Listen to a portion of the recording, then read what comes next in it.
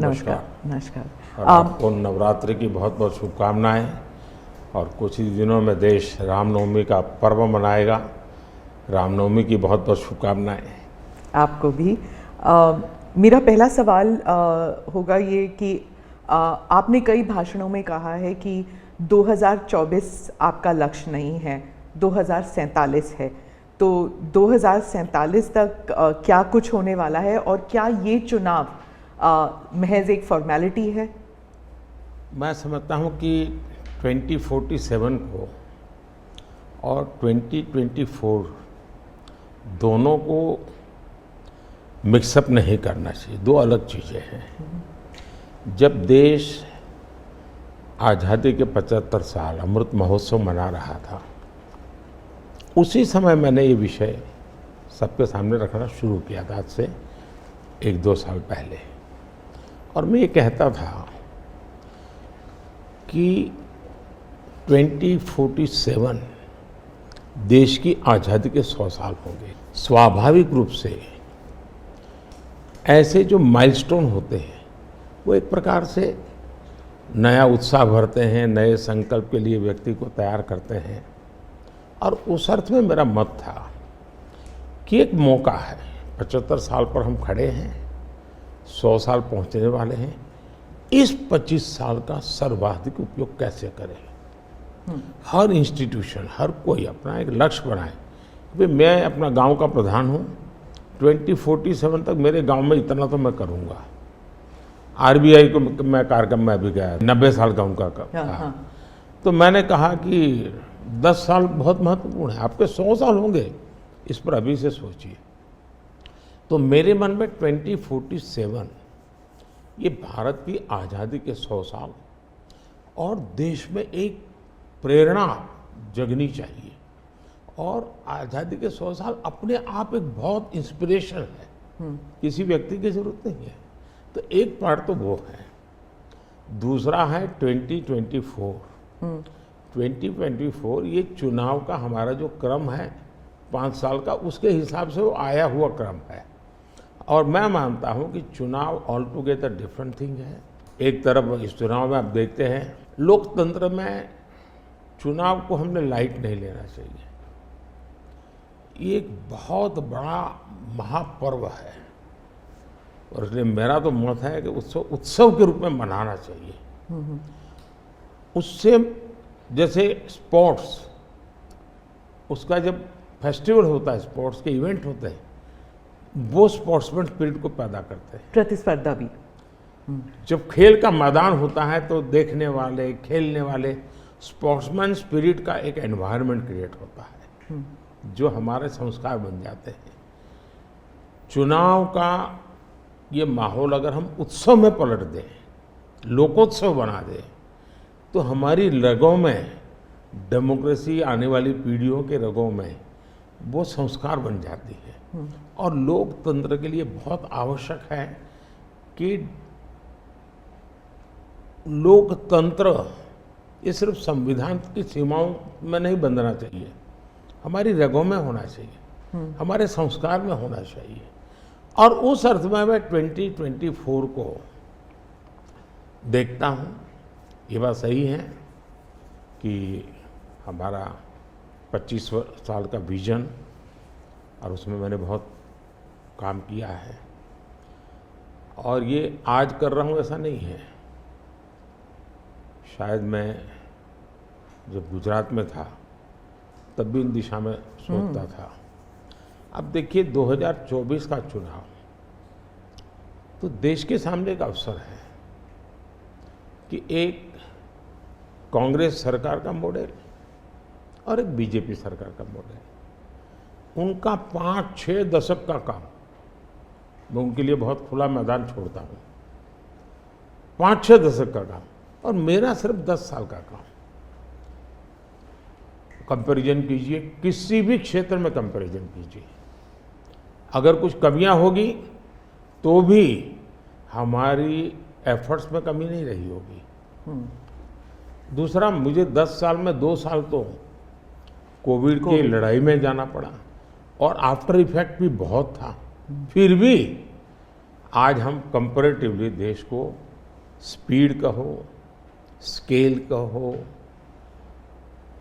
सर्वांगीण विकास की बात करें तो वो कहें, सर्वसमावेशक विकास की बात कहें तो वो देखें, हर पैरामीटर पे आपको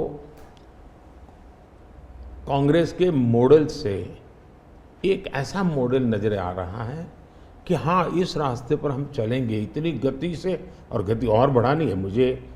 अगले टर्म में गति भी बढ़ानी है और स्केल भी बढ़ाना है, तो वो तो मेरा लक्ष्य ही है। दूसरा, आप देखेंगे कि जब देश चलाने की देशवासी जिम्मेवारी देते हैं तो आपका सिंगल माइंडेड फोकस होना चाहिए। देश के लोग दुर्भाग्य से पहले की राजनीतिक कल्चर ने परिवार को कैसे मजबूत बनाना, परिवार की जड़ों को कोई उखाड़ न दे, उसी में शक्ति लगाते रहे। जबकि मैं देश मजबूत इसी एक लक्ष्य को लेकर के काम कर रहा हूँ। मेरी सरकार पूरी उस लक्ष्य को लेकर काम रही है। और जब देश मजबूत होता है तो हर कोई उसका बेनिफिशियरी संतोष अनुभव करता है। हाँ यार, कुछ तो हो रहा है, मेहनत तो कर रहा है, ईमानदारी से कर रहा है, इन चीज़ों का इम्पैक्ट होता है। तो 2024 ये चुनाव है और चुनाव का मैदान है, तो हम एक अपने ट्रैक रिकॉर्ड को लेकर के गए हैं और वे अपने ट्रैक रिकॉर्ड को लेकर के आए हैं। अब प्रधानमंत्री जी, आपने दो चीज़ों का जिक्र किया जिसके बारे में पूछना चाहूँगी। एक तो वो जब आरबीआई में जब आपने कहा 2014 विजन वगैरह की बात कर रहे थे, तो जब आप कहते हैं कि ट्रेलर है, आपके स्पीचेस में कहते हैं अभी तो ट्रेलर है, मैं बहुत कुछ करने वाला हूँ, तो एक कस्बा होता है जो थोड़ा नर्वस हो जाता है कि करने क्या वाले हैं मोदी जी। एक वो नर्वस होते हैं, जो दूसरी जिनका विश्वास आप पर पूर्ण तरह है, वो सोचते हैं कि हाँ अभी और काम बाकी है और मोदी जी उसे अंजाम देने वाले हैं। तो दोनों के लिए आप अगर हमें बताएं कि विजन क्या है कि 2047 तक किस तरह ये विजन सक्सेसफुल होगा, क्या आपका गेम प्लान है? जब मैं कहता हूँ कि मेरे मन में बहुत बड़े बड़े प्लान है और उसके लिए बहुत बड़े बड़े फैसले हैं, किसी को डरने की ज़रूरत नहीं है। मेरे निर्णय किसी को डराने के लिए नहीं है, किसी को दबाने के लिए भी नहीं है। मेरे निर्णय देश के सर्वांगीण विकास के लिए है,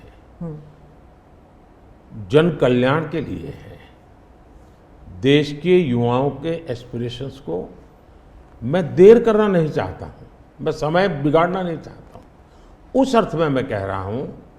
दूसरी बात है, ज़्यादातर सरकारों का स्वभाव होता है वो ये मिजाज में रहते हैं हमने तो सब कुछ कर लिया, हम तो सब कुछ करते हैं। मैं नहीं मानता हूँ मैंने सब कुछ कर लिया है। मैंने ज़्यादा से ज़्यादा करने का प्रयास किया है, सही दिशा में जाने का प्रयास किया है, फिर भी बहुत कुछ है जो मुझे अभी भी करना है, क्योंकि मैं देखता हूँ मेरे देश की कितनी आवश्यकताएं हैं। हर परिवार का सपना, वो सपना कैसे पूरा हो, ये मेरे दिल में पड़ा हुआ है। और इसलिए मैं कहता हूँ जो हुआ है वो ट्रेलर है, आपको अच्छा लगा है, लेकिन मैं बहुत अधिक करना चाहता हूँ, उस अर्थ में मैं उस बात को कहता हूँ। दूसरी बात है कि 2047 का जो विजन का सवाल है, एक तो मैं लंबे समय तक मुख्यमंत्री रह करके आया हूँ और मैं अनुभव करता था कि बार बार चुनाव, आचार संहिता, किसी भी राज्य में चुनाव हो तो मेरे राज्य से 30-40 सीनियर अच्छे अफसर ऑब्जर्वर के नाते जाते थे, इलेक्शन ड्यूटी, तो 40-50 दिन तक वो बाहर रहते थे। तो मुझे चिंता रहती थी कि मैं सरकार कैसे चलाऊं, क्योंकि देश में ऐसे चुनाव होते ही रहते और मेरे ऑब्जर्वर जाते रहते, तो मैं तो फिर मैंने सोचा कि मैं ये इसको वैकेशन नहीं मानता हूँ। मैं चुनाव होगा तो उस पीरियड को वैकेशन के रूप में नहीं लूँगा। मैं अफसरों को पहले से काम देता हूँ, भाई अगली सरकार के लिए ये काम करो। तो मैं उस समय भी 100 दिन का प्लान करता था हाँ, उसी पे पूछना था मुझे। हाँ। अभी तो चुनाव हो ही रहे हैं, अभी रिजल्ट्स भी नहीं आए और आप 100 दिन का प्लान बना रहे हैं। मैं चुनाव में जाने से पहले शुरू किया हूँ। हाँ। और दरअसल मैंने कैसे किया कि मैं पिछले 2 साल से 2047 को ध्यान में रख के काम करता था, और उसके लिए मैंने देश भर में लोगों के ओपिनियन मांगे, सुझाव मांगे।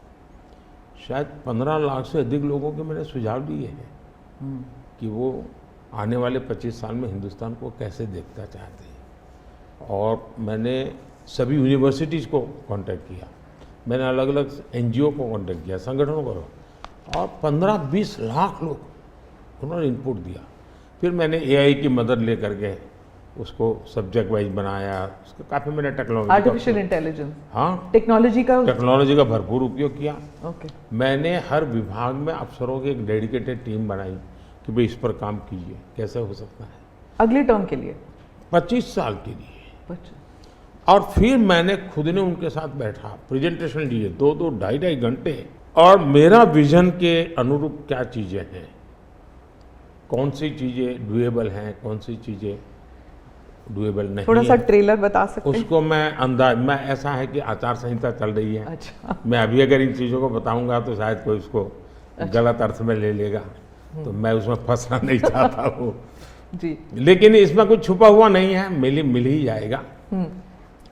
दूसरा मैंने कहा कि मैं चाहता हूँ कि ये जो मैं डॉक्यूमेंट बना रहा हूँ, जो मेरा विजन है, लेकिन वो विजन मोदी की बपौती नहीं है, वो 15-20 लाख लोगों के विचारों को उसमें समाहित किया। एक प्रकार से इसकी ओनरशिप देश की है। 15-20 लाख लोग इनपुट देते हैं, मतलब पूरा देश दे रहा है जी। मैंने क्या किया है कि मैंने उसको अभी डॉक्यूमेंट के रूप में तैयार करवा रहा हूँ। जैसे ही चुनाव प्रक्रिया पूरी हो जाएगी तुरंत वो स्टेट को भेज दिया जाएगा। ओके। मैं चाहूँगा कि स्टेट उस पर काम करे, स्टेट को क्या लगता है, क्या हो सकता है, क्या नहीं। और वो सिर्फ बीजेपी स्टेट्स नहीं है, सभी नहीं, पूरा देश, ये देश का है, ये भाजपा का नहीं है जी। ओके। ये काम देश का है जी। फिर मैं नीति आयोग की मीटिंग बुलाऊंगा, उसमें इस पर व्यापक चर्चा करूंगा मुख्यमंत्रियों के साथ, और फिर उसमें से एक फाइनल चीज बनेगी। दूसरी तरफ मैंने अफसरों को कहा कि भाई अभी जो हमारे सामने चित्र बना है, जो कुछ भी इनपुट आए उसके आधार पर मैंने अपने इनपुट दिए, उसमें से मुझे 3 हिस्सों में काम करना है। एक, बीजेपी का जो मैनिफेस्टो आएगा उसमें से करणीय काम तुरंत कैसे ले सकते हैं। दूसरा, ये जो 25 साल का हमारा जो एक खाका बना है, जो मेरा अपना विजन है, अभी तो मैं चाहूँगा कि मुझे और भी उसमें क्रिटिकल इनपुट चाहिए मुझे। मैं ऐसा नहीं मानता हूँ कि सब कुछ मुझे ही समझ और मुझे ही दिखता है। कोशिश मैंने भारी की, मैंने काफ़ी समय लगाया इसमें। उसको मैं 3 हिस्सों में बांटा। एक 25 साल, उसके लाइट में मेरे नेक्स्ट 5 ईयर, और उसके लाइट में मेरे फर्स्ट 100 डेज। तो इस प्रकार से मैंने पूरा डिजाइन बना के अफसरों को काम पे लगा दिया है, क्योंकि मैं 1 मिनट भी गंवाना नहीं चाहता हूँ जी। अब आपको याद होगा 2019 में बहुत कम लोगों को ध्यान रहता है, उस समय भी मैंने 100 दिन का काम दे करके चुनाव के मैदान में गया था, और जब मैं वापस आया आर्टिकल 370 100 दिन में मैंने कर दिया। 3 तलाक से मेरी बहनों को मुक्ति दिला दी, पहले 100 दिन में किया। यूएपीए बिल सिक्योरिटी को लेकर के हमने 100 दिन में कर दिया। बैंकों का मर्जर बहुत बड़ा काम था, हमने 100 दिन में किया। इतना ही नहीं, पशु का टीकाकरण, ये कोविड के टीकाकरण की इतनी चल रहा है ना, मैं देश में पहली बार करीब 15,000 करोड़ रुपया लगा करके पशुओं के टीकाकरण का बड़ा अभियान चला रहा हूँ, और मैंने 19 में पहले 100 दिन में किया था। तो मैं 100 दिन क्या काम करना वो हैफाजत नहीं करता, मैं बिल्कुल प्लानिंग करके उसको आधार पर आगे चलाता हूँ। मोदी जी, आपने एक टर्म कॉइन किया है जो बहुत ही लोकप्रिय हो गया है, मोदी की गारंटी। अब चुनाव के वक्त कई लोग कह रहे हैं कि क्या उम्मीदवार जो है वो नॉट इम्पॉर्टेंट है, वोट तो सिर्फ मोदी जी को जा रहा है क्योंकि मोदी जी की गारंटी है। तो इलेक्शन के दौरान ये सब टर्मिनोलॉजी इंपॉर्टेंट होता है। पहली बात है, उम्मीदवार ही नहीं, चुनाव में हर मतदाता इम्पोर्टेंट होता है। चुनाव में बूथ लेवल का कार्यकर्ता भी इम्पोर्टेंट होता है, कैंडिडेट भी उतना ही महत्वपूर्ण होता है। और इसलिए ये कह देना कि और किसी का महत्व नहीं होता है, ये वरना इतना बड़ा चुनाव हो ही नहीं सकता है जी, तो बहुत महत्व होता है।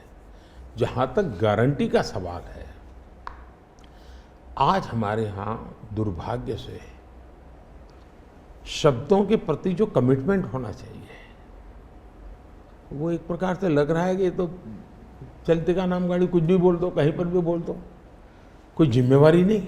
अब आप देखा होगा इन दिनों एक नेताजी के पुराने ढेर सारे वीडियो बाजार में घूम रहे हैं और उनके एक विचार से दूसरा विचार कितना कॉन्ट्राडिक्टरी है। अब लोग एक साथ देखते होगा, अरे ये आदमी इतना हमें मूर्ख बनाता था, हमारी आंख में धूल झोंकता। अभी मैंने एक नेता का भाषण सुना, उन्होंने कहा एक झटके में मैं गरीबी हटा दूंगा। अब जिनको 5-5, 6-6 दशक देश का राज करने को मिला, वो जब आज कहेंगे कि मैं एक झटके में गरीबी हटा दूंगा, तो देश सोचता है ये क्या बोल रहे हैं। तो मुझे लगता है पॉलिटिकल लीडरशिप की क्वेश्चनेबल होती जा रही है। ऐसे में प्राण जाए और वचन न जाए, ये महान परंपरा से हम निकले हुए लोग हैं। मैं मानता हूं कि नेताओं ने ओनरशिप लेनी चाहिए, जिम्मेवारी लेनी चाहिए। ये मैं जो बोल रहा हूं मतलब मेरी जिम्मेवारी है, ये कोई करेगा ऐसा करेगा ऐसे नहीं चलता है। और उसमें से मैंने बल दिया है गारंटी का। मैं कमिटमेंट भी करता हूं और उसका मैं ओनरशिप ले रहा हूं। और जब ओनरशिप लेते हैं ना, तो देश को भरोसा होता है। आज आप देखिए कि हम जो बात कहते हैं उस पर लोगों का भरोसा है। 370 हटाऊंगा,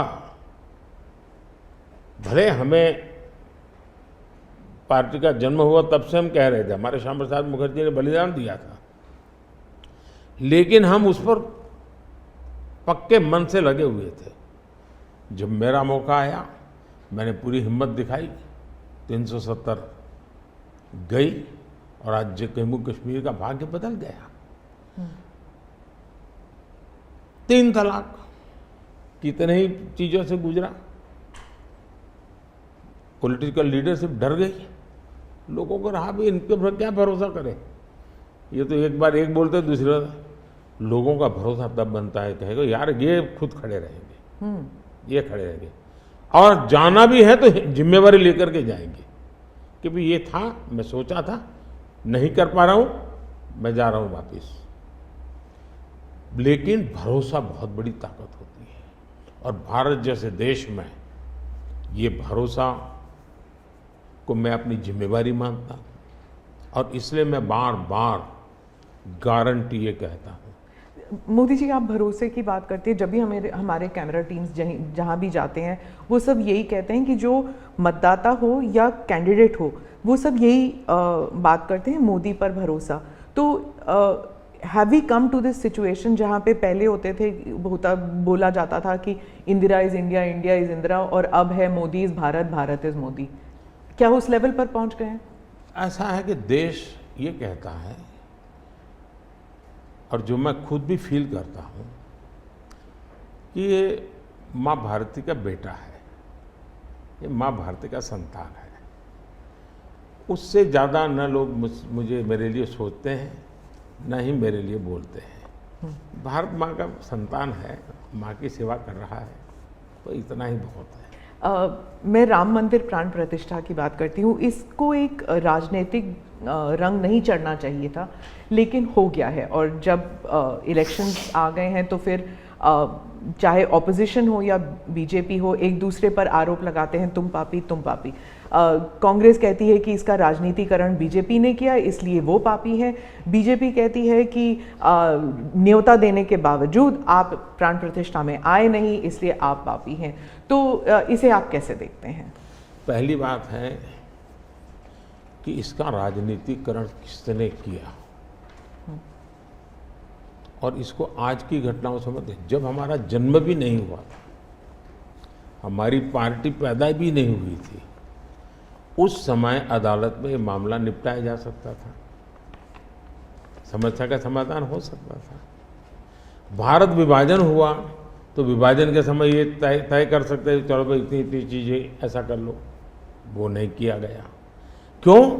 कि एक ऐसा हथियार हाथ में है जो हथियार वोट बैंक पॉलिटिक्स के लिए मजबूती का एक दांव है, इसलिए उसको पकड़ के रखा गया और बार बार उसको भड़काया गया। अब जब ये अदालत के अंदर मामला चल रहा था, अदालत में अभी जजमेंट ना आए वहां तक कोशिश की गई। न्यायिक प्रक्रिया से होना चाहिए तो हमारा संविधान हमें कहता है और सरकार की तो जिम्मेवारी है, लेकिन उसमें भी अड़ंगे डालना, ये क्यों? क्योंकि उनके लिए ये राजनीतिक हथियार था, ऐसे लोगों के लिए। और देखिए राम मंदिर का, ऐसे लोग हैं राम मंदिर कर रहे हैं, तुम्हें मार देंगे, ऐसा करके वोट बैंक बनाने का एक तरीका था। अब हुआ क्या, राम मंदिर बन गया तो उनके हाथ से वो मुद्दा ही चला गया। अब वो किसी को डरा नहीं पा रहे हैं कि राम मंदिर आ जाएगा, आ गया, कुछ नहीं हुआ, आग नहीं लगी कोई। दूसरा इनकी प्रकृति, आप सोमनाथ मंदिर से लेकर के अब तक की घटनाएं देखिए, वे भारत की मूलभूत आस्थाएं, भारत का मूलभूत जो पिंड है उसके प्रति नेगेटिविटी लेकर के ही देश में वो अपनी बात है। अब सोमनाथ मंदिर को क्या प्रॉब्लम था, सरदार पटेल थे, डॉक्टर राजेंद्र बाबू को जाना था, वहां तो न जनसंघ था, न भाजपा था, न आरएसएस थी, न कोई लड़ाई थी, लेकिन उन्होंने मना कर दिया जाने। वो जो नेहरू जी की जो चिट्ठी थी, हाँ, जो भी है। अब ये और वो परंपरा आज भी चल रही है कि प्राण प्रतिष्ठा का निमंत्रण मिले और आप उसको ठुकरा दें। सचमुच में तो आपको गर्व होना चाहिए कि ये राम मंदिर निर्माण करने वाले जो भी लोग हैं जिन्होंने संघर्ष भी किया है, वे आपके सारे पाप भूल करके, सारे आपके गुनाह भूल करके घर में आकर के आपको इनवाइट कर रहे हैं और नए से व्यवहार शुरू करना चाहते हैं। आप उसको भी उस पुराने मिजाज से ठुकरा दे, तब लगता है कि आपके लिए वोट बैंक एक बहुत बड़ी आपकी मजबूरी है और उस वोट बैंक के चलते इस प्रकार की चीज़ें होती रहती। और ये किसी को नीचा दिखाना, किसी का अपमान करना, ये अपना अधिकार मानते हैं। और मैं कभी कभी कहता हूँ वे तो नामदार है, हम तो कामदार है। अब मैं नॉर्थ ईस्ट जाऊँ, वहाँ के लोग कोई कपड़े पहना दे, मैं पहनता हूँ, उसकी भी मजाक उड़ाना, यानी हर चीज़ की। मैं तमिलनाडु जाऊँ, लुंगी पहनूँ, तो उनको लगता है देखो ये कर रहा है, वो कर रहा है। मैं हैरान हूँ जी, इतनी नफरत लोकतंत्र में नहीं होती है, नहीं होनी चाहिए। देखिए हमारे लिए, मैं मानता हूँ ये न राजनीति का विषय हम लोगों के लिए है, न होना चाहिए और न कभी होगा। हमारे लिए एक जबरदस्त आस्था का विषय है जी। और ये कोई प्रभु राम का संबंध कोई मेरे कारखाना में नहीं आया जी, हजारों साल से, और दुनिया के अनेक देशों में है। जब ये राम मंदिर का निमंत्रण देने के लिए ट्रस्ट के लोग मुझे आए, उन्होंने ठुकरा दिया। मैं सोचने लगा इतना बड़ा मुझे दायित्व दिया जा रहा है, मैं अपने आप को योग्य कैसे करूं, अपने आप को योग्य कैसे बनाऊं।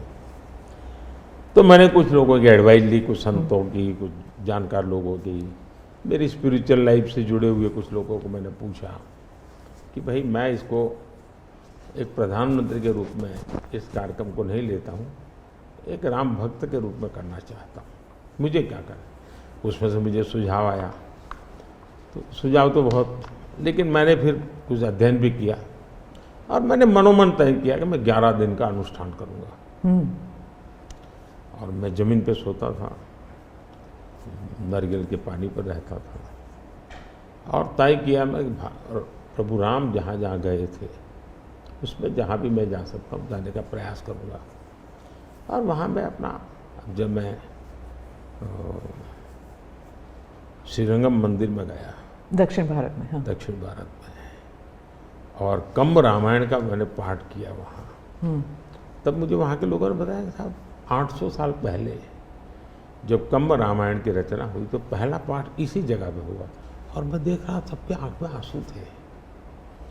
ये जो मैंने अनुभूति की है साउथ में खास करके, यहाँ बैठे हुए लोगों को अंदाज नहीं आएगा जी कि क्या भक्ति है, क्या आस्था है और कितनी पवित्रता है उसमें। मेरा कार्यक्रम नोन नहीं था, मेरा काम भी ऐसा व्यक्तिगत था, लेकिन जो जन सामर्थ्य एक प्रकार से मुझे उनके भाव में अनुभव कर रहा था, तो मेरे लिए शायद मेरी स्पिरिचुअल जर्नी की एक बहुत बड़ा महत्वपूर्ण एक 11 दिन की घटना मैं देखता हूँ। मैं और राम मंदिर प्राण प्रतिष्ठा को मैंने बहुत गंभीर लिया था जी। मैंने एक इवेंट के रूप में नहीं लिया था जी, मेरे लिए वो इवेंट नहीं था जी। वो एक स्पिरिचुअल मूवमेंट था आपके लिए? मैं मानता, मुझे दिखता था वो 500 साल का संघर्ष, मुझे दिखता था 140 करोड़ लोगों की श्रद्धा, सपने, और देश के गरीब गरीब लोगों ने पाई पाई देकर के मंदिर बनाया है जी। ये मंदिर 3 चीजें मैं देखता हूँ। एक, 500 साल का अविरत अखंड एक निष्ठ संघर्ष, लाखों लोगों का एक काम के लिए बलिदान। दूसरा, लंबी न्यायिक प्रक्रिया, इतने सालों की न्यायिक प्रक्रिया, और न्यायिक प्रक्रिया के हर तराजू से तूल करके निकला हुआ, कसौटी हुआ। दूसरा, टेक्नोलॉजी का उपयोग, ASI के द्वारा उसकी खुदाई, सबूत, ये एक बहुत बड़ा।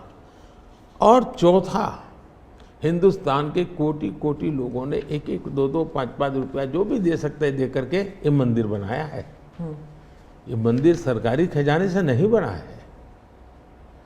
ये ऐसे पहलू हैं कि जो भारत के स्वाभिमान को, भारत के सामर्थ्य को, भारत के सपनों को, भारत के संकल्प को और भारत के आने वाली पीढ़ी को बहुत बड़ी प्रेरणा देने वाले हैं। हम दक्षिण भारत की बात करते हैं तो पहले मैं दक्षिण भारत के कुछ मुद्दों के बारे में उठाऊंगी। बीजेपी का एक ऐसा नेता तमिलनाडु में उभर के आया है जो इसके लिए मीडिया अटेंशन काफ़ी कुछ आ रहा है, वो है अन्नामलाई जी। तो वो काफ़ी कॉन्फिडेंट हैं कि तमिलनाडु में बीजेपी को डबल डिजिट फिगर आएंगे। तो क्या ये उनका ओवर कॉन्फिडेंस है कि आप भी तमिलनाडु इतनी बारी जा चुके हैं? पहली बात है कि तमिलनाडु जनसंघ के जमाने से और भारतीय जनता पार्टी, मैं कहता हूँ 5-5 पीढ़ी हमारी इस विचार के लिए वहाँ खप चुकी है। तो एक निरंतर काम चला है। जब कांग्रेस से लोग निराश हुए तो प्रादेशिक पक्षों की तरफ गए और लंबे अरसे तक प्रादेशिक पक्षों का जो कुछ भी कामकाज देखा है, अब लोग निराश हो गए। निराशा के इस माहौल में उन्होंने दिल्ली में भाजपा की सरकार का मॉडल देखा, हिंदुस्तान में अन्य राज्यों में भाजपा की सरकार का मॉडल देखा, देश भर में जो तमिल बंधु रहते हैं उन्होंने अपने घरों में जाके बताया भी हम जिस राज्य में रहते हैं वहाँ तो ये हो रहा है। तो लोग स्वाभाविक तमिल प्रजा कंपैरिजन करने लगी कि जो हवा खड़ा किया गया था ये तो अच्छा काम कर रहे हैं। अब जैसे मैंने तमिल काशी संगम किया तो तमिलनाडु में DMK पार्टी वाले लोग ये तो पानीपुरी वाले करके मजाक उड़ाते थे, लेकिन जब तमिलनाडु के लोग काशी संगम कार्यक्रम में आए और काशी का रूप रंग देखा, उन्होंने कहा ये हमने तो जो सुना था ऐसा नहीं है, ये तो बहुत डेवलप दिखता है, बड़ी प्रगति हो रही है, IT का नेटवर्क दिखता है। तो सोचने का तरीका बदलने लगा और उसके कारण DMK के प्रति जबरदस्त गुस्सा पैदा हुआ है। मैं कल्पना नहीं कर सकता इतना बड़ा गुस्सा पैदा हुआ है। वो गुस्सा पैदा डाइवर्ट हो रहा है बीजेपी की तरफ पॉजिटिव वे में। और अन्नामलाई एक बहुत ही अच्छे आर्टिकुलेट है, यंग है, बहुत ही अपनी IPS कैडर में बहुत बड़ी प्रतिष्ठित नौकरी छोड़ कर के आए हैं, दूसरा, लोग सोचते कि यार इतना बड़ा होनहार कैरियर छोड़ के आया आदमी, तो डीएमके या डीएमके में चला जाता, उसकी तो जिंदगी बन जाती। तो वो वहाँ नहीं गया, वो बीजेपी में आया। तो लोग आप यार ये बीजेपी में गया है मतलब कुछ मेटल है, कुछ अच्छे इरादे वाला इंसान लगता है, तो स्वाभाविक रूप से उसके आकर्षण का केंद्र बना है। और मेरी पार्टी की विशेषता है, हम हर स्तर के हर छोटे मोटे कार्यकर्ता जिसमें क्षमता है उनको अवसर देते हैं। हमारा कोई परिवारवादी तो पार्टी है नहीं, परिवार से चलित पार्टी नहीं है, जिन पार्टियों में of the family, by the family and for the family होता है। और इसलिए हमारे यहाँ तो हर एक को अवसर मिलता है। फैमिली बेस्ड पॉलिटिक्स अगर हम बात करें तो तमिलनाडु में डीएमके ने कहा है कि उन्होंने काफ़ी बयान दिए हैं सनातन के खिलाफ, और वो तो काफ़ी अरसे से करते आए हैं, काफ़ी दशकों से उनका एंटी सनातन पोजीशन रहा है। लेकिन अब जो है वो लोग थोड़ा बहुत आक्रोश दिखने को मिल रहा है। तो आप क्या समझते हैं कि is it because of awareness कि लोग बीजेपी की तरफ मुड़ रहे हैं, या फिर सनातन के खिलाफ जो उनके स्टेटमेंट्स है वो बाकी राज्यों में भी ये फैल रहा है? अब मैं इस सवाल को जरा अलग तरीके से देखता हूँ। सवाल हमें कांग्रेस को पूछना चाहिए। जो कांग्रेस जिसके साथ किसी जमाने में महात्मा गांधी का नाम जुड़ा हुआ था, जो कांग्रेस जहां इंदिरा गांधी जी गले में माला खुलेआम पहन करके घूमती थी, रुद्राक्ष माला, जो हाँ रुद्राक्ष माला पहन करके घूमती थी इंदिरा जी। सवाल कांग्रेस को पूछना चाहिए कि तुम्हारी क्या मजबूरी है कि सनातन के खिलाफ इतना जहर उगलने वाले लोगों के साथ तुम क्यों बैठे हो भाई? क्या तुम्हारी राजनीति अधूरी रह जाएगी क्या? ये कौन सी कांग्रेस की सोच विकृति आ रही है कांग्रेस में, ये चिंता का विषय है। डीएमके का तो जन्म शायद इस नफरत में पैदा हुआ होगा, और धीरे धीरे वो नफरत का खेल भी उनका लोग स्वीकार करने नहीं लगे हैं, और इसलिए वो नए नए तौर तरीके अपना करके बोल रहे हैं। प्रश्न उनका नहीं है, प्रश्न कांग्रेस जैसी पार्टी का है कि उसने अपना मूल कैरेक्टर गंवा दिया है क्या? जब संविधान सभा में जो लोग बैठे थे तो ज़्यादातर गांधीयन लोग थे, ज़्यादातर कांग्रेस की विचारधारा से जुड़े हुए लोग थे, और पहला संविधान बना, उसके हर पेज पर जो पेंटिंग है रामायण, वो सनातन की ही परंपरा से जुड़े हुए हैं। तो आपका संविधान बना, उस संविधान में सनातन का गौरव का हिस्सा था, और आज सनातन को इतनी भयंकर गालियां देने की हिम्मत हो और आप उनके साथ चुनाव की राजनीति करें, उनके साथ मंच साझा करें, मजबूरी कांग्रेस की ये देश के लिए चिंता का विषय है।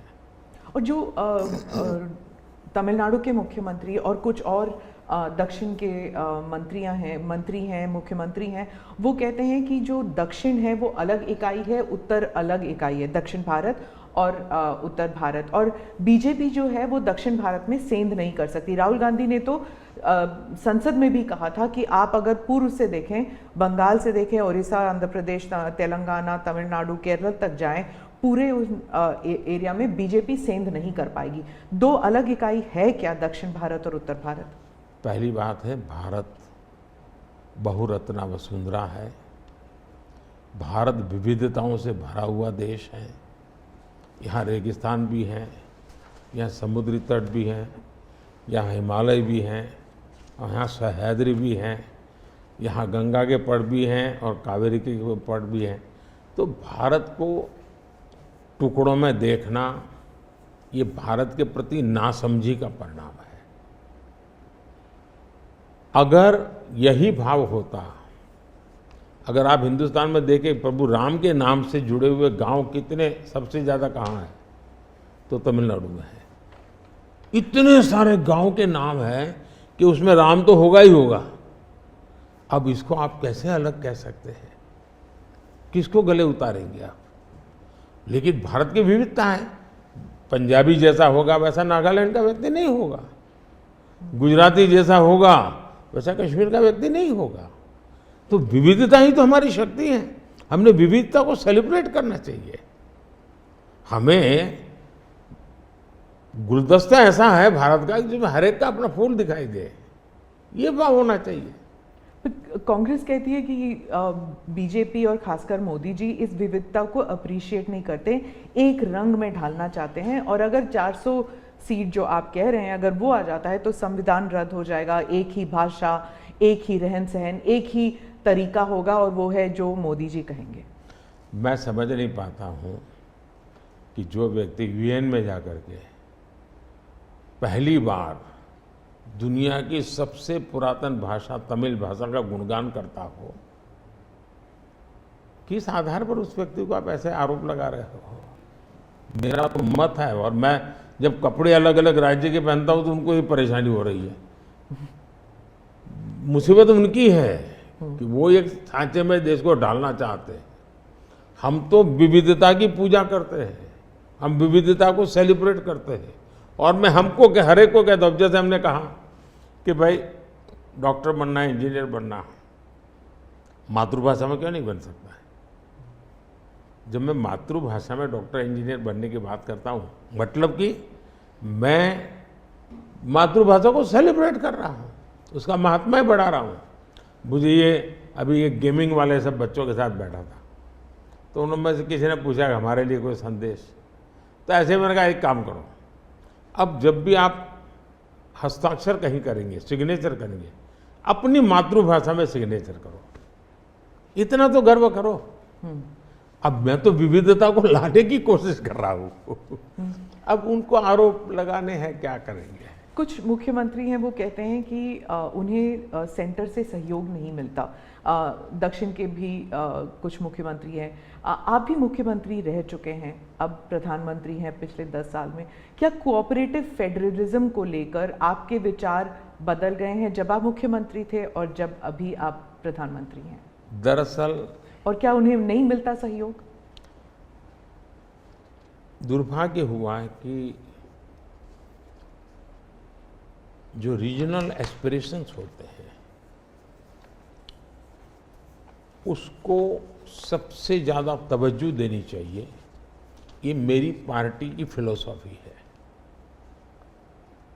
अगर आप रीजनल एस्पिरेशंस जो हैं उसको नकार करके विकसित भारत का सपना पूरा नहीं कर सकते। दूसरा, मैं गुजरात में लंबे समय तक मुख्यमंत्री रह के आया हूँ,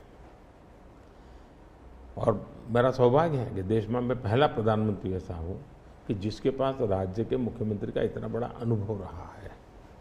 तो एक मुख्यमंत्री के नाते केंद्र से क्या अपेक्षाएं होती हैं, केंद्र से क्या तकलीफें होती हैं, उसको मैंने भली भांति झेला है, समझा भी है, और इसलिए मैं कतई नहीं चाहूँगा कि मेरे देश का कोई राज्य, उसका उमंग उत्साह हो विकास का, उस पर कोई रुकावट पैदा हो।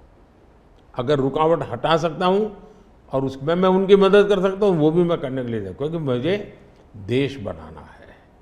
दूसरा, मैं जब गुजरात था तब भी मेरा मंत्र था, यहाँ सरकार यूपीए की थी, तब भी मेरा मंत्र था भारत के विकास के लिए गुजरात का विकास। मैं गुजरात का विकास करूंगा, क्यों? क्योंकि मुझे मेरा देश का विकास करना है। हमारे देश में वातावरण बनना चाहिए, और हमने एस्पिरेशनल डिस्ट्रिक्ट की कल्पना की। हर राज्य में हमने कहा कि ये राज्य के पैरामीटर के बराबर है। भारत सरकार ने योजना बनाई, उसकी मदद की। सभी राज्य आज हमारे एस्पिरेशनल डिस्ट्रिक्ट में और एस्पिरेशनल ब्लॉक में मिलकर के हम काम कर रहे हैं, और बहुत अच्छे परिणाम नजर आ रहे हैं। अब आप कोरोना देखिए, मैंने इतनी बार चीफ मिनिस्टर की मीटिंग की, शायद 20-25 बार, और हर चीज़ में सब मिलकर के निर्णय करते थे। तो हम साथ मिलकर के चले तो हम कोरोना के जंग को जीतने में सफल हुए। और मैं पब्लिकली कहता हूँ कि कोरोना की लड़ाई में भारत की सफलता का कारण मैं सभी राज्यों का भी उतना ही योगदान है, मैं रिकॉग्नाइज करता हूँ।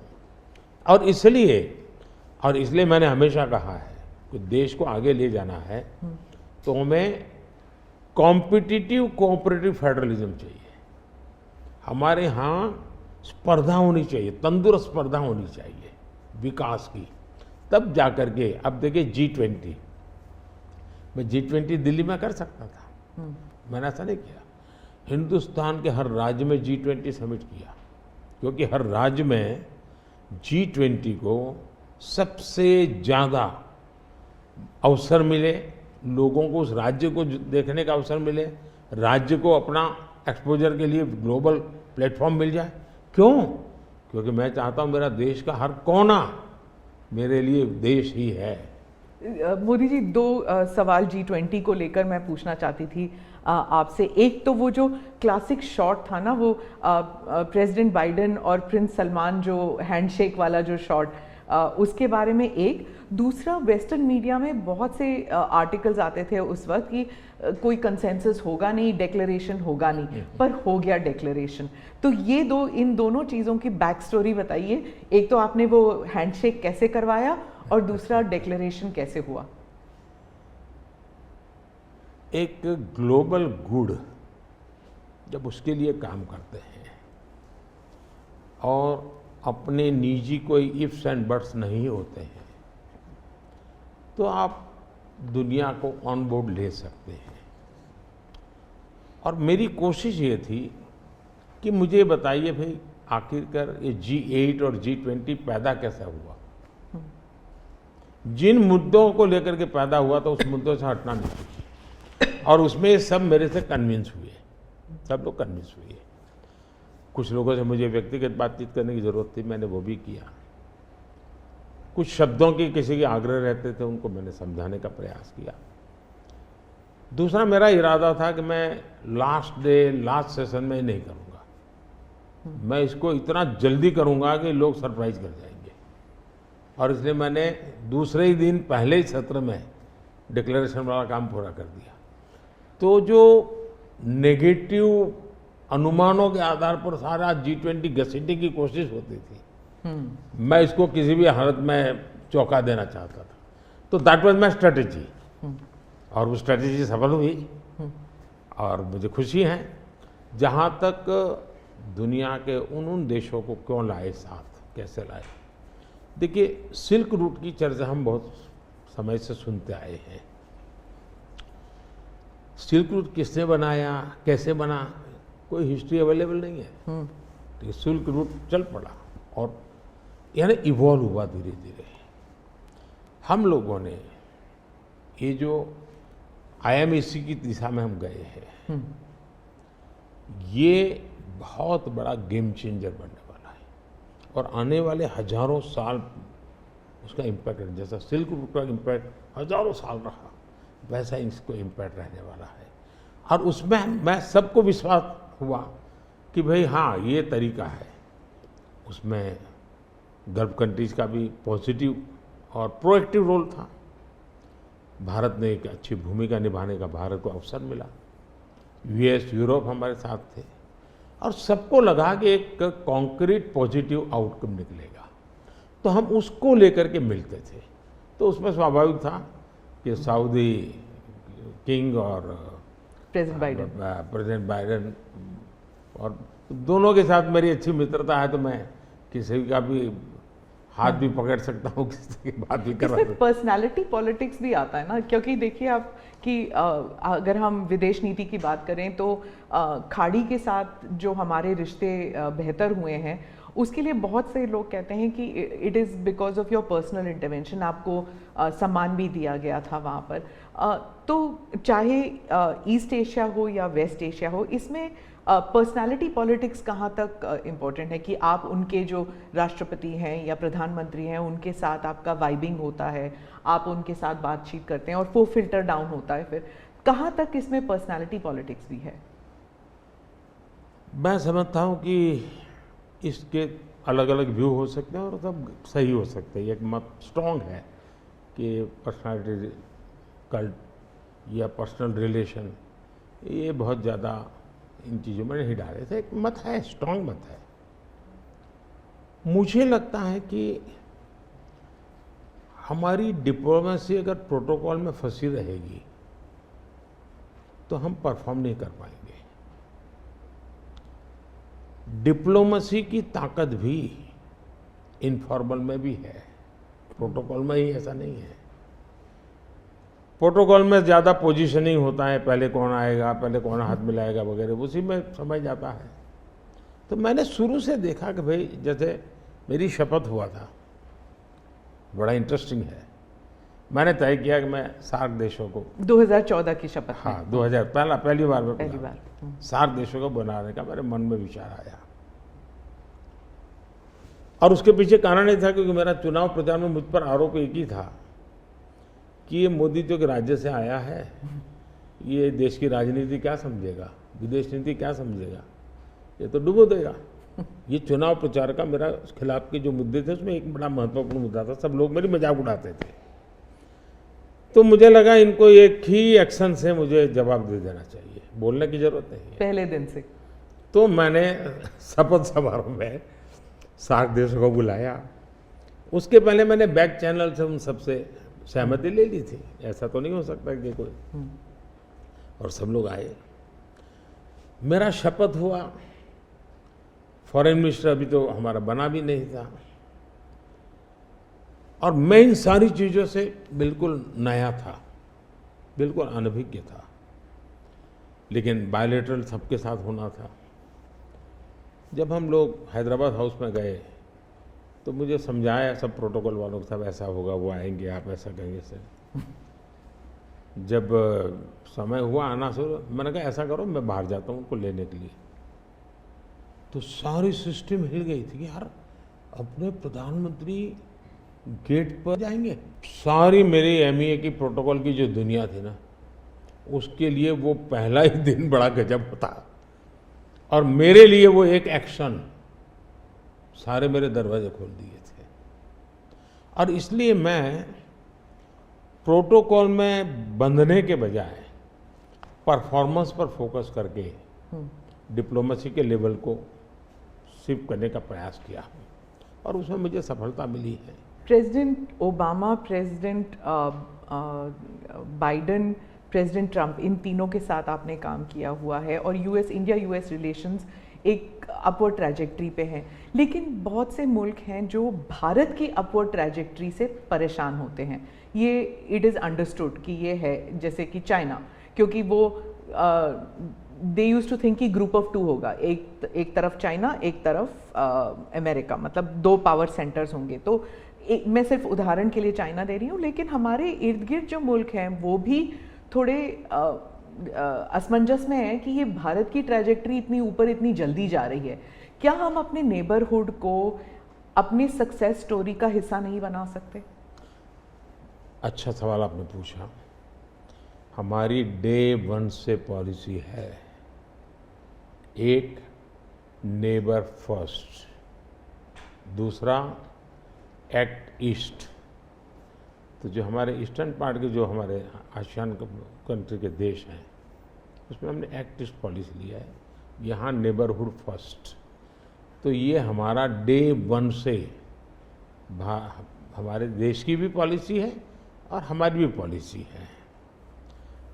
पहले लूकैस था, मैंने आकर के उसको एक्ट ईस्ट कहा, लेकिन इसमें दूसरा, आज दुनिया के सैकड़ों मील दूर भी कोई देश है, उनको लगता है कि भारत की प्रगति में हमारा कोई बेनिफिट है, तो पड़ोसी क्यों नहीं देखेगा? आज पड़ोसी सबसे ज़्यादा खुश हैं, क्योंकि भारत उनके सबसे, अब जैसे कोविड के कालखंड में कोई पड़ोसी देश ऐसा नहीं है कि जिसकी हमने मदद नहीं की हो।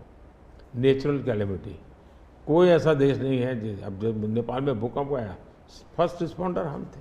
श्रीलंका में बहुत बड़ा क्राइसिस आया, उस क्राइसिस के समय सबसे ज़्यादा उनको मुसीबत में से बाहर निकालने का कोई काम किया है हिंदुस्तान ने किया, और पब्लिकली वो रिकग्नाइज करते, इसको कहते हैं।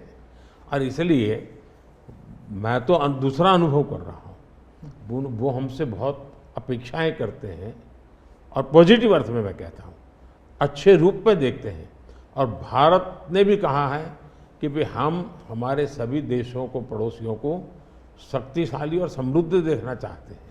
आपने दोस्ती का हाथ बढ़ाया था 2014 से ही पाकिस्तान, चाइना के साथ भी ऐसे किया था, लेकिन जब आप सक्सेस स्टोरी या अपने नेबरहुड फर्स्ट की बात करते हैं तो पाकिस्तान, चाइना, मालदीव्स ये भी आते हैं, और यहाँ पर कटाक्ष है अगर आप बात करें तो। इसके लिए सुधार उसमें उनकी अंदरूनी राजनीति महत्वपूर्ण है।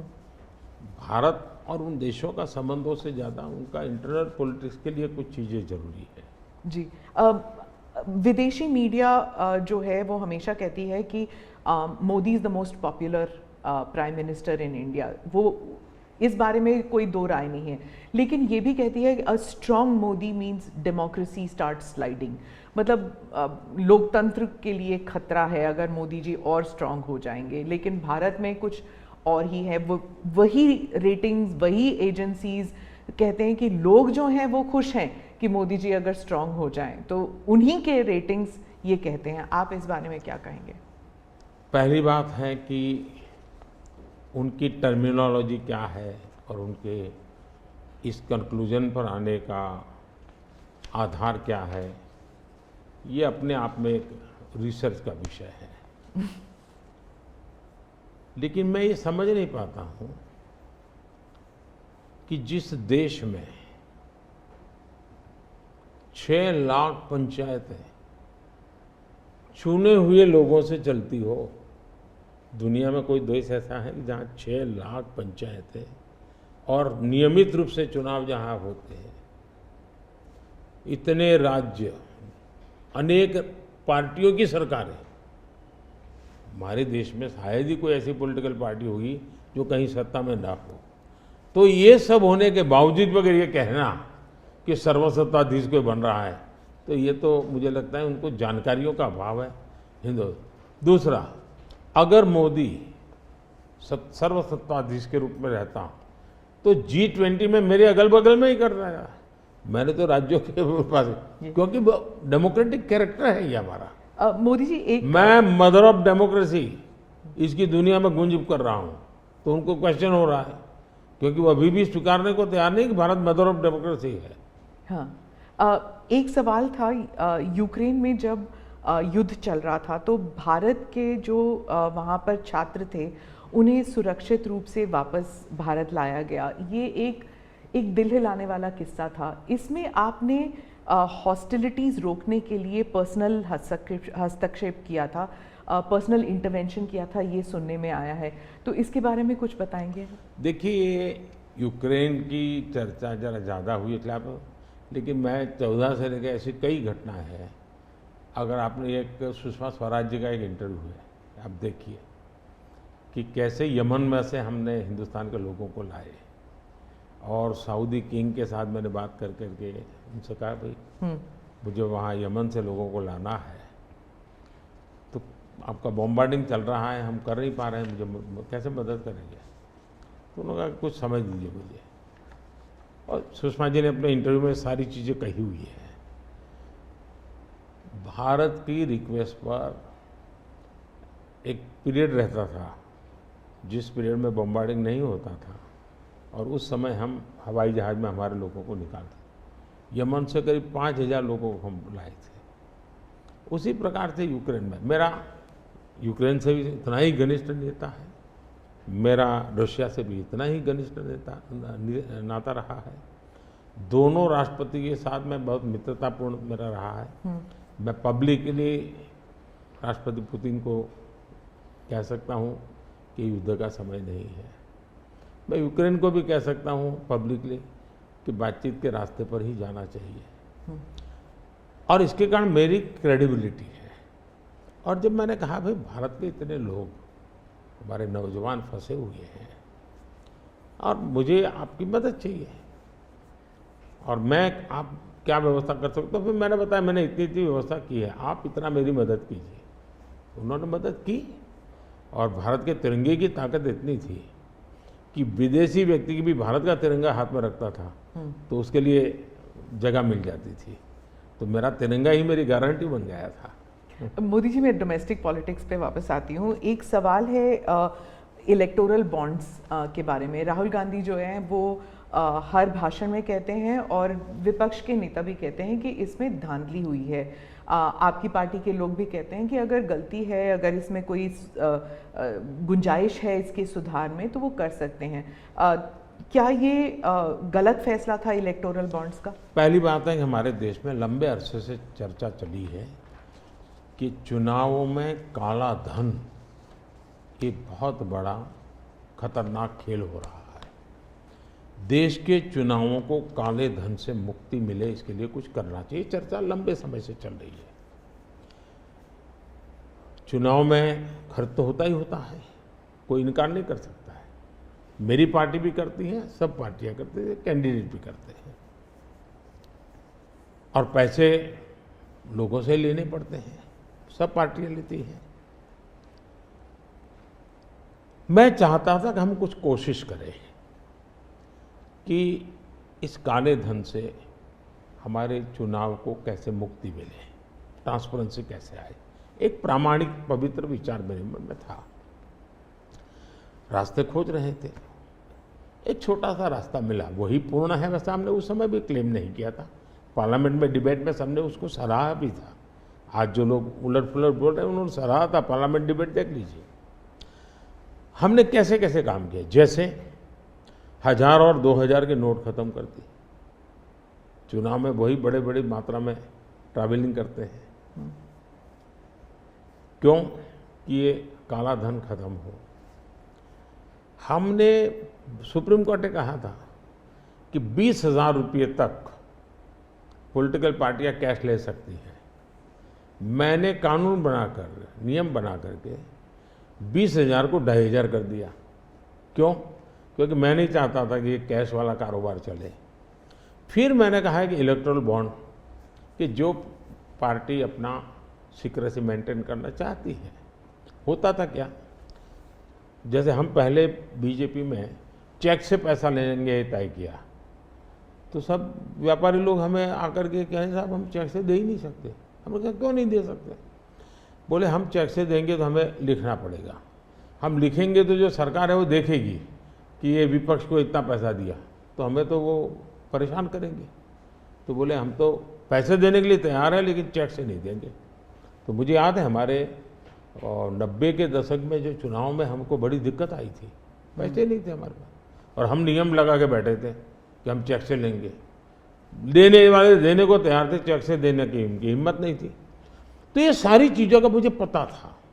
तो मैंने कहा भाई, तो हमने कहा भाई ऐसा है, अब देखिए इलेक्टोरल बॉन्ड न होते तो किस व्यवस्था में ताकत है वो ढूंढ के निकालते कि पैसा कहाँ से आया और कहाँ गया। ये तो इलेक्टोरल बॉन्ड की सक्सेस स्टोरी है कि इलेक्टोरल बॉन्ड थे तो आपको ट्रेल मिल रहा है मनी का, कि किस कंपनी ने दिया, कैसे दिया, कहाँ दिया। अब उसमें अच्छा हुआ बुरा हुआ वो विवाद का विषय हो सकता है, इसकी चर्चा हो। मुझे जो चिंता है वो, मैं ये कभी नहीं कहता हूँ निर्णय में कोई कमी नहीं होती है। निर्णय तो चर्चा कर सीखते हैं, सुधारते हैं, इसमें भी सुधार के लिए बहुत संभावना है। लेकिन आज हम पूरी तरह काले धन की तरफ देश को धकेल दिया है, और इसलिए मैं कहता हूँ सब लोग पछताएंगे। जब बाद में ईमानदारी से सोचेंगे सब लोग पछताएंगे। अब देखिए इलेक्टोरल बॉन्ड का भी विशेषता थी, कैसा झूठ चल रहा है। कुल देश में 3,000 कंपनियों ने इलेक्टोरल बॉन्ड दिए हैं।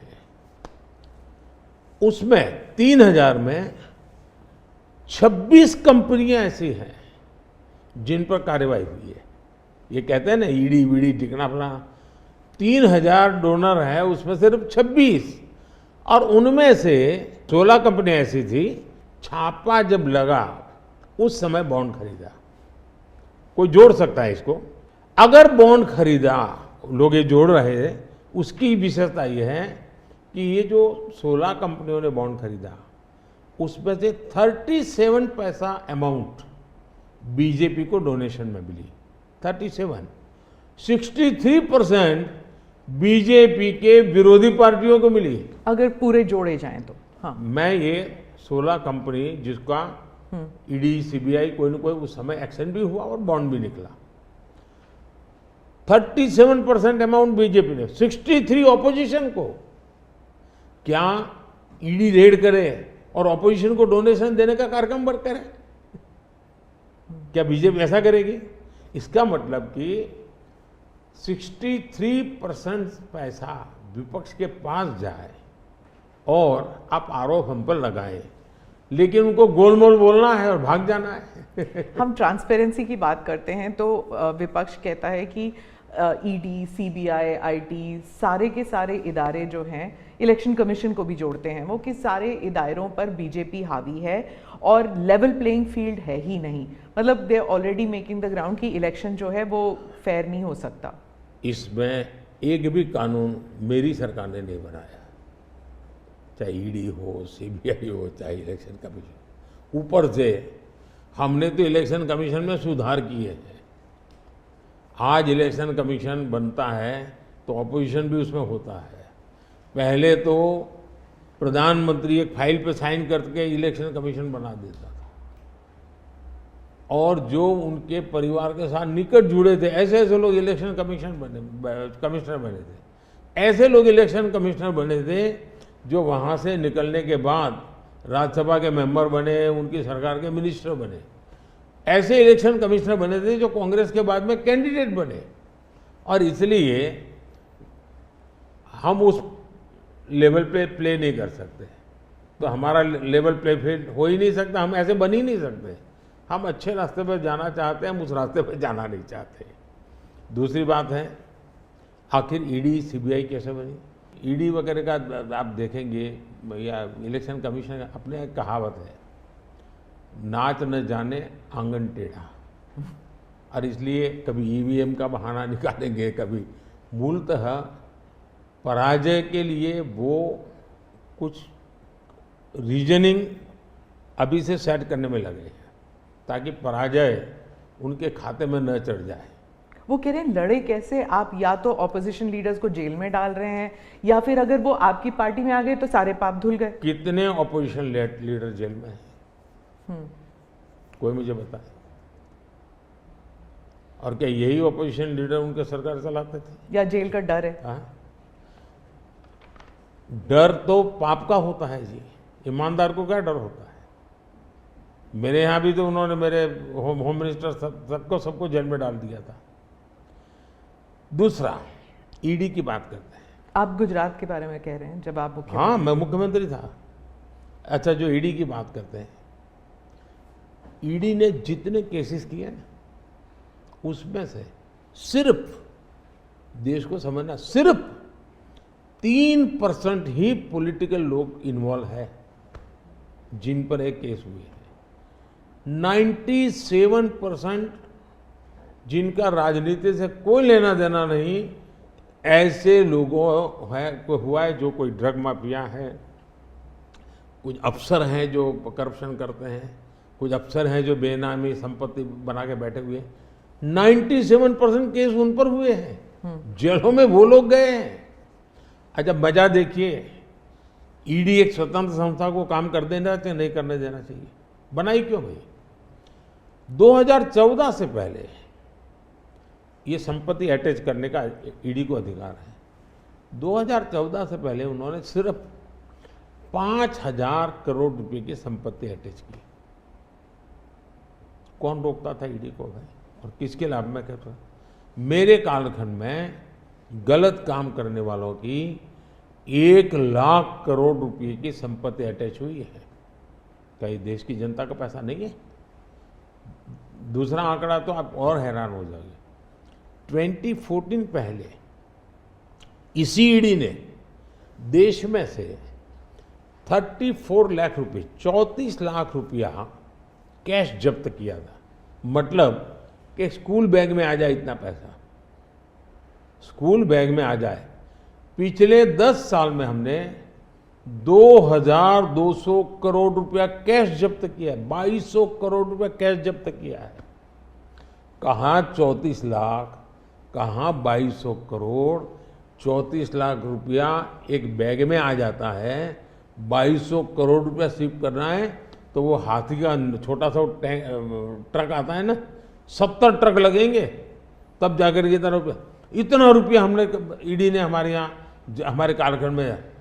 इसका मतलब ये है कि ईडी सही काम कर रही है। कैश पकड़ा है भाई, लोग पकड़े नहीं, कैश भी पकड़ा है।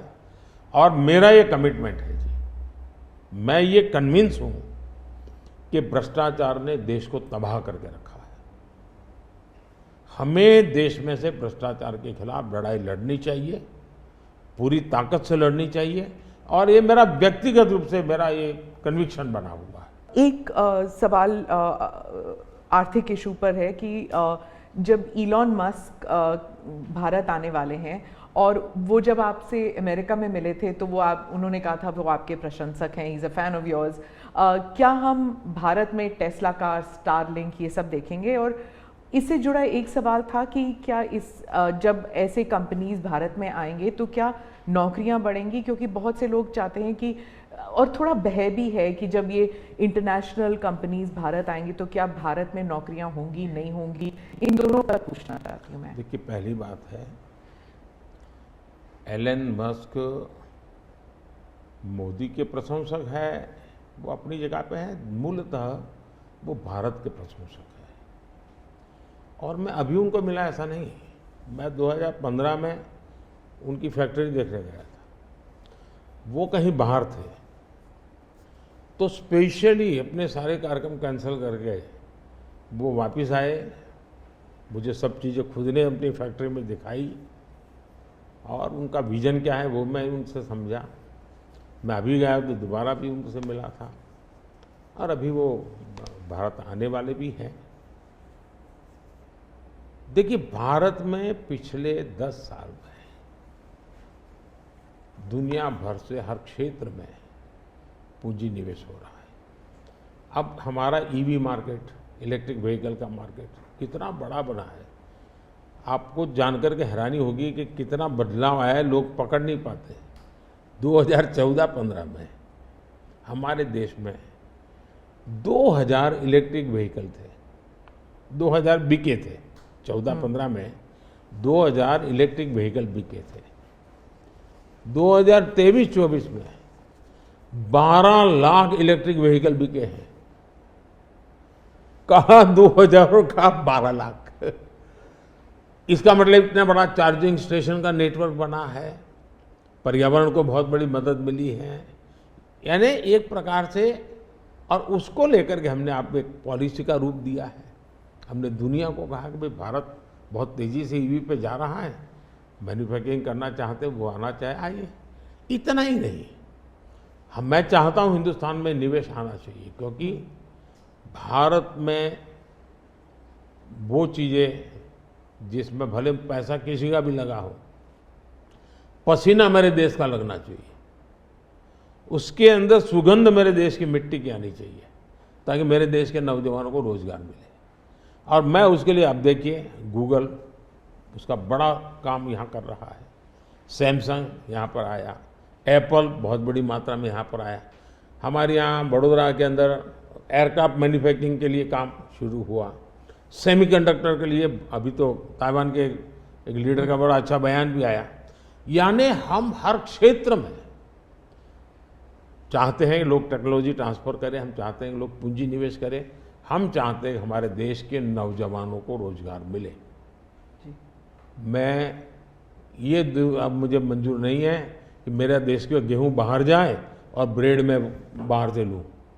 मैं ऐसा नहीं चलाऊँगा। जो भी करूँगा मेरे देश में करूँगा, मेरे देश के नौजवानों के लिए करूँगा, और मैं इसके लिए नीतियाँ भी बनाता हूँ, हिम्मत के साथ बनाता हूँ, और लोग आ भी रहे हैं, भरोसा कर रहे हैं। प्रधानमंत्री जी, अंत में 2 सवाल पूछना चाहूँगी। एक तो फर्स्ट टाइम वोटर्स, पहले बार जो मतदान करने वाले हैं, उनके लिए आपका क्या संदेश है? और दूसरा, जो ईमानदार मध्यम वर्गीय करदाता है, honest middle class tax payer, millions are there, तो उनके लिए वो क्या उम्मीद कर सकते हैं मोदी 3.0? देखिए, मैं जो विकसित भारत की बात करता हूँ, उसके साथ साइमल्टेनियस किसका भविष्य जुड़ा हुआ है? जो आज 20 साल का, 22 साल का है, वो 2047 में है, उसकी पूर्ण जिंदगी का एक कालखंड है एक प्रकार से। तब वो 40, 45, 50 का होगा। मतलब ये भारत के विकसित भारत बनने की प्रक्रिया और उसकी जिंदगी की प्रक्रिया दोनों साथ है। गोल्डन अपॉर्चुनिटी है उसके साथ। ये सबसे ज़्यादा बेनिफिशियरी आज का जो फर्स्ट टाइम वोटर है, वो 2047 का सबसे बड़ा बेनिफिशियरी बनने वाला है। ये बात मैं उसको समझा रहा हूँ कि भाई मैं तेरा भविष्य बना रहा हूँ, तुम मेरे साथ जुड़ जाओ। और मैं क्या मानता हूँ कि वो जुड़ेगा। दूसरा, फर्स्ट टाइम वोटर जो है वो परंपरागत चीज़ों से बाहर आना चाहता है। अब आप देखिए विपक्ष का घोषणा पत्र पूरी तरह इकोनॉमी को फेल करने वाला घोषणा पत्र है। एक प्रकार से विपक्ष का घोषणा पत्र देश के जो फर्स्ट टाइम वोटर हैं या पिछले जिनकी उम्र 25 से कम है, उनके भविष्य को रौंदने वाला उनका मैनिफेस्टो के इकोनॉमिक प्रोग्राम है। वो तो खटाखट खटाखट खटाखट पैसे देने वाला। मैं उनको क्या करना है, पूरा अगर एनालिसिस करोगे तो सबसे बड़ा नुकसान ये जो देश के 25 साल की उम्र से कम उम्र वाले लोग हैं, उनके भविष्य को रौंदने वाला एक उनका इकोनॉमिक प्रोग्राम है जी। बर्बाद हो जाएगा। मुझे उनकी ज़िंदगी बनानी है। मैं देश में इनोवेशन को बल देना चाहता हूँ। देखिए देश में जो पैटेंट इन दिनों रजिस्ट्री हुई, हिस्टोरिकल रिकॉर्ड है पैटेंट के। तो यंग जनरेशन को लगता है हाँ हमारी ज़िंदगी बढ़ रही है। आज डेटा मेरे देश का इतना सस्ता है, मैं जानता हूँ मेरे देश को आर्थिक रूप से नुकसान हो रहा है, लेकिन सस्ता डेटा का परिणाम है कि मैं देश में डिजिटल रिवॉल्यूशन लाने में मेरे नौजवानों को मैंने ताकत दी है। आज वो दुनिया, मुझे अभी गेमिंग वाले बच्चे मिले थे, वो कहते थे साहब दुनिया के देश में हम खेलने के लिए जाते हैं, वहाँ डेटा इतना महंगा है। बोले हम 50 बार सोचते हैं, हम भारत के अंदर इतना हमारे लिए अवसर है, इतना सस्ता डेटा है तो हम हिम्मत कर रहे हैं। एजुकेशन में आज डेटा सस्ता होने के कारण उसको कितनी फायदा हो रहा है जी। लॉन्ग डिस्टेंस लर्निंग, हाँ हर चीज़ में, टेलीमेडिसिन में। ये जो हमने इन चीज़ों पर कंट्रोल करके रखा है, इसका बहुत बड़ा लाभ हो रहा है, बड़ा रिवॉल्यूशन हो रहा है। और जो मिडिल क्लास टैक्स पेयर है उसके लिए जो, देखिए जहाँ तक टैक्स पेयर है, सचमुच में टैक्स पेयर का सम्मान होना चाहिए, टैक्स पेयर का गौरव होना चाहिए। आए दिन रास्ते चलते हर टैक्स पेयर को गाली देते रहेंगे तो देश कैसे चलेगा जी? ये मैं समझ नहीं आता हूँ ये किस सोच का परिणाम है। देखिए क्या बदलाव आया है। मैं टैक्स पेयर की बात करूँ, पिछले 10 वर्ष में ITR फाइल करने वालों की संख्या 2 गुने से अधिक हो गई। पहले 4 करोड़ से भी कम लोग ITR फाइल करते थे, आज 8 करोड़ से ज़्यादा लोग ITR फाइल कर रहे हैं। टैक्स कलेक्शन 3 गुना बढ़ोतरी हुई है। मतलब पहले जो नेट टैक्स कलेक्शन होता था वो 11 लाख करोड़ रुपये होता था, आज net tax collection 34 lakh crore रुपए हो रहा है। ये क्यों हो रहा है? उसको भरोसा है कि वो जो पैसा दे रहा है ना, वो सही जगह पे उपयोग हो रहा है, विकास के काम, चोरी लूटफाट में नहीं आया, इसलिए वो विश्वास के कारण देने के लिए आगे आया है। दूसरा, 7 लाख रुपये तक की इनकम पर टैक्स हमने माफ कर दिया है, जो पहले 2-2.5 लाख पे अटका हुआ था। 7 लाख रुपये कमाई तक कोई टैक्स नहीं देना है, फिर भी मेरे यहाँ टैक्स बढ़ रहा है। यानी, और इसलिए मैं मानता हूँ, मैं तो हर टैक्स पेयर का हृदय से आभार व्यक्त करता हूँ, क्योंकि जो मुझे सपने पूरे करने हैं उसमें टैक्स पेयर जो धन देता है उसी से होने वाला है। और मैं मानता हूँ देश की प्रगति के लिए करदाताओं की संख्या बढ़नी चाहिए और करदाताओं पर बोझ कम होना चाहिए। इस मूलभूत फिलॉसफी की तरफ मैं आगे बढ़ना चाहता हूँ। जैसे, और मैं तो करदाताओं से एक प्रार्थना भी करूँगा कि देश के खातिर विकसित भारत के लिए करदाता क्या कर सकता है। मैं उनको कहूँगा कि आप कम से कम 3 लोगों को जो टैक्स नहीं देते हैं उनको प्रेरित करो कि वो टैक्स देना शुरू करें। हर टैक्स पेयर सिर्फ 3 लोगों को प्रेरित करें। और मैं उनको समझाता हूँ, जब मैं गरीब का घर बनाता हूँ उसमें जो ईंट लगती है ना, किसी न किसी टैक्स पेयर की ईंट है, वो उसका जो पुण्य है ना, वो जो परिवार उसमें रहता है, जो पुण्य संतोष व्यक्त करता है, उसका पुण्य उस टैक्स पेयर को जाता है।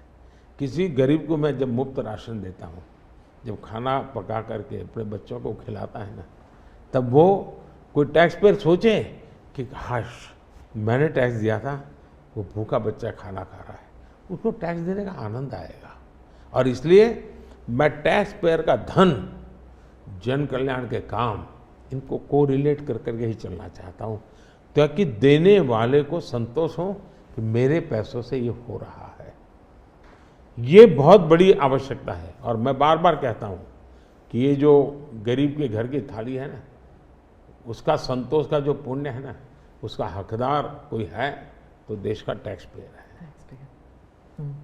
मोदी जी, चुनाव के दौरान आपने वक्त निकाला और हमसे इतनी सारी बातें की, उसके लिए धन्यवाद। बहुत बहुत धन्यवाद आपको। और मेरे देशवासियों से ये फर्स्ट टाइम वोटर्स को मेरी अपील है कि देश के नाम वोट कीजिए।